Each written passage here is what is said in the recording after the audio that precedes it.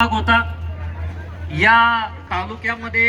मतदारसंघामध्ये काँग्रेस पक्ष वाढवण्यामध्ये खूप मोठं योगदान त्यांचं होतं। आज त्यांनी त्या पक्षाचा राजीनामा दिलेला आहे आणि तिकडं काँग्रेस पक्षात राजीनामा दिला असला तरी आपल्या पक्षात त्यांनी प्रवेश केलेला नाही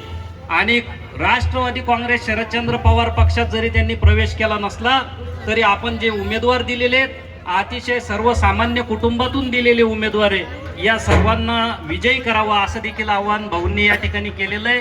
ॲडव्होकेट हर्षकुमारजी जाधव साहेबांचं मी राष्ट्रवादी काँग्रेस शरदचंद्र पवार पक्षाच्या वतीनं खूप खूप आभार व्यक्त करतो आणि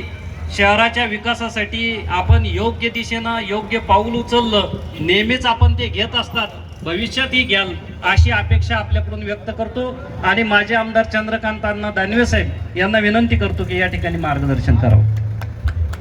आजच्या राष्ट्रवादी काँग्रेस पार्टी शरदचंद्रजी पवार साहेबांच्या पक्षाच्या वतीनं आज आपल्या या शहरामध्ये म्हणजे प्रभाग 1 मध्ये आणि त्यानंतर प्रभाग 5 आणि प्रभाग 6 चे त्यानंतर आमच्या बरोबर आलेले सर्व उमेदवार आताच डॉक्टर अंकुशराव जाधव साहेबांनी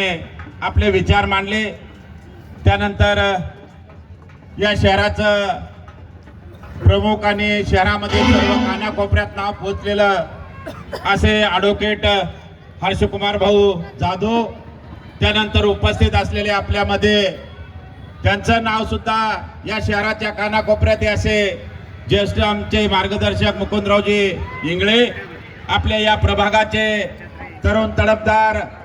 उमेदवार योगेशजी शर्मा, त्यानंतर आमचे त्यांचा फॉर्म कटला पण असे धडाडीने काम करणारे राजूजी खिरे, त्यानंतर प्रभाग 5 चे लाड शारदा सुनील, त्यानंतर आमचे अभिमन्यू अनिलराव जाधव, त्यानंतर 6 चे उमेदवार श्री आमचे हमदूजी चाऊस, त्यानंतर राजू नामदेवराव इंगळे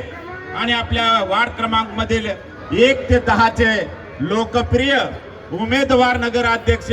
आमचे समीम बेग मिर्झा आणि या शहरातून आलेले सर्व तरुण कार्यकर्ते बंधू आणि मित्रांनो, आपल्याला माहित आहे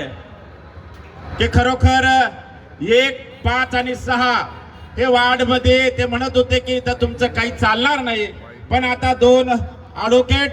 1 मार्गदर्शक आणि मान्य हर्षभाऊ आणि मुकुंदराव इंगळे साहेबांनी आज एंट्री केलेली आहे। म्हणून आता शहर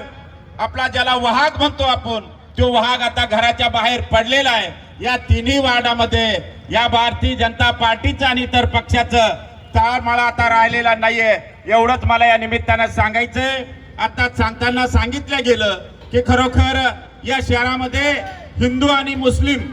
अशा पद्धतीनं 50-50% इथं मताचं विभाजन आणि संख्येच्या आधारावर लोकसंख्या राहतात। त्यासाठी त्यांनी सांगितलं की येणाऱ्या 2 तारखेला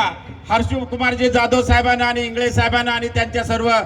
दोस्त मंडळीनं आता तुतारी ही थांबणार नाहीये। येणाऱ्या प्रभागा 1 मध्ये आमचे राजूजी खिरे आणि योगेशजी शर्मा यांची तुतारी वाजवायचं काम त्यांनी हातामध्ये घेतलेलं आहे। आपण सुद्धा त्यांना पाहून या प्रभाग 1 पासून तर 10 पर्यंत सर्वांनी तुतारीचं काम करावं।